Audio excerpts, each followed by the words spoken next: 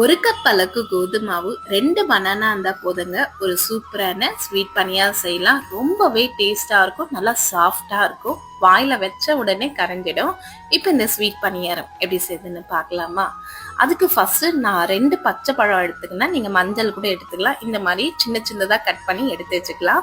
இப்போ ஒரு மிக்ஸி ஜார்ல 1 கப் அளவுக்கு கோதுமை மாவு, 1/4 கப் அளவுக்கு வெல்லம், 1/2 கப் அளவுக்கு தேங்காவை துருவி சேர்த்துக்கலாம். கட் பண்ணி வச்ச பனானாவும் சேர்த்துக்கலாம்.